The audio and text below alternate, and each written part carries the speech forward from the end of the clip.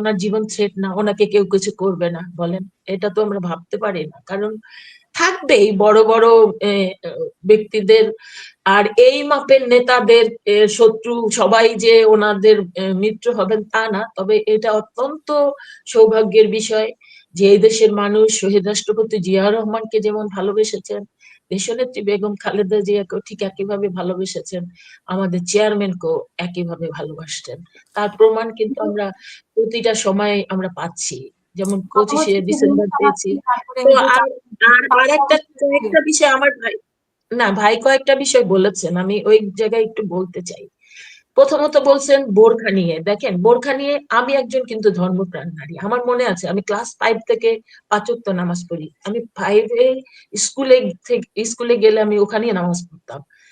আর সবচেয়ে খারাপ অবস্থায় যখন এই হিজাব নেওয়া আমার জন্য, আমি প্রথম ওমরা করে যখন এসেছি তখন আমি চিন্তা করছিলাম যে আমি দ্বিতীয়বারে গিয়ে আল্লাহর কাছে কি বলবো, আমি যদি সামান্য ফরজ কাজটাই আমি না করতে পারি, আমি হিজাবটা যদি না নিতে পারি।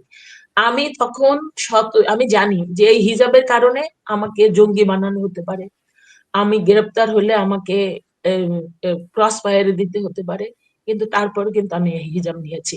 কাজে বোরখার বিরোধী আমরা না, বোরখার, শুনেন বাংলাদেশের মানুষ ধর্মপ্রাণ কিন্তু ধর্মান্ধ না। এখন যেটা চলছে হচ্ছে ধর্মান্ধ, ধর্ম নিয়ে ব্যবসা শুরু হয়েছে, ধর্মকে যেন তেন ভাবে এরা মানে বাজে ভাবে চর্চা করছে। না হলে বলতে পারে এই দেশে যে কর্মজীবী নারীরা পতিতা, এটা কোন জায়গায় আছে? আর আপনি বললেন যে ওই যে আরেক ভাই বলছে যে কোথায় বলেছে, আরে জামাত ইসলামের আমির তো মানে ধরলাম ওই যে পোস্টটা টুইটারে যে পোস্ট দিয়েছে ওইটা না হলে বাদই দিলাম, কিন্তু উনি যে আল জাজিরায় যে স্টেটমেন্টটা দিয়েছে, আর ওনাকে কে বলতে বলেছে যে ওনার কর্মঘন্টা 8 ঘন্টা থেকে 5 ঘন্টা করতে পারে? কেন উনি নারী নারী পুরুষের মধ্যে আলাদা করছেন? কি কারণে করছেন? যার জন্য আমরা এতটা বছর যুদ্ধ করছি, সম অধিকারের কথা বলছি, ওনাকে বলেছে কেউ? আমরা বলি যে উনি বলেছেন মেয়েরা সন্তান জন্ম দেয়, এই দেয় সে দেয়। আরে আমরা তো ওটা, আমরা তো চাই যে একটা পুরুষ যেমন যখন জব করে ঘরে এসে যে সে যে মানে একজন নারী জব করে ঘরে এসে যে কাজ করে, ঠিক একইভাবে একজন পুরুষ বাইরে থেকে জব করে এসে একই কাজ করবে, অর্থাৎ নারী পুরুষ সমান কাজ করবে। প্রয়োজনে সে রান্না করবে, প্রয়োজনে সে সন্তান লালন পালন করবে, কারণ আমরা তো মানুষ। এখানে কেন ওনাকে কে বলছে আলাদা করতে? ওনাকে আমাদের 5 ঘন্টা বলে এই নারীদেরকে ওনারা দ্বিতীয় শ্রেণীর নাগরিক করতে, এর জন্য আমরা এত বছর যুদ্ধ করে সংগ্রাম করেছি, এর জন্য আমি আমার জীবনের শ্রেষ্ঠ সময় পার করেছি।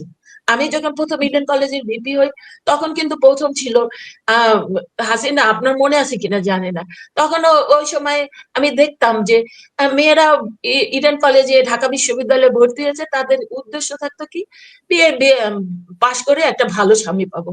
আমার মধ্যে স্ট্রাইক করলো, আরে এটা তো হতে পারে না, একটা মেয়ের পিছনে যেমন ফ্যামিলির অর্থ খরচ হয় ঠিক একইভাবে সরকারের তো একটা বিরাট অর্থ এখানে দিতে হয়। তাই একটা মেয়ে পাশ করে একটা ভালো জামাই পাবে, তারপর তার জীবন চলবে কেন? ওই মেয়েটা উচ্চ শিক্ষিত একটা ভালো জব পাবে না, সে একটা ছেলের সাথে সাথে সাথে সমানভাবে কাজ করতে পারবে না। কিন্তু আমি হ্যাপি আমরা এখন সেই জায়গায় এসে দাঁড়িয়েছি যে আমরা এখন এখন সব ছেলেরা যেমন পাশ করে ভালো জব পায়, ঠিক একইভাবে মেয়েরাও বিশ্ববিদ্যালয় থেকে কিংবা কলেজগুলো থেকে পাশ করে একই ভাবে জব করছে। তো সেখানে ওনাকে কে বলেছে এটা? আর ওনার ওনার ওয়াইফ ডাক্তার হয়েছে, ওনার মেয়ে ডাক্তার হয়েছে বিদায় ওনার মেন্টালিটি যে এক হবে তা কিন্তু না। আমরা এখনো কিন্তু ডোমেস্টিক ভাইলেন্সের শিকার অনেক মেয়ে। উনি যে ওনার মেয়ে স্ত্রীর উপর নির্যাতন করে না এর নিশ্চয়তা কি? উনি ওনার মেয়েদের পড়াশোনা যে পছন্দ করে না এর নিশ্চয়তা কি?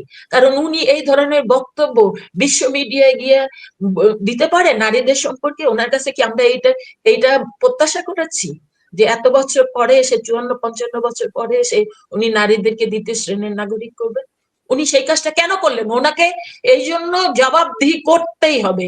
এবং আমার উদাত্ত আহ্বান থাকবে প্রত্যেকটা নারী বোনদের, 51% নারী বোনদের, কোন অবস্থাতেই এই জামাতকে ভোট দেওয়া যাবে না। এরা আমি জানি না কার কি করবে, তবে নারীদেরকে তারা অন্ধকার যুগে নিয়ে যাবে, নারীদেরকে তারা আইএমের জাহিলিয়াতের যুগে নিয়ে যাবে, যেটা আফগানিস্তানে হচ্ছে। আমি সেই কাজটা কখনো সমর্থন দিব না।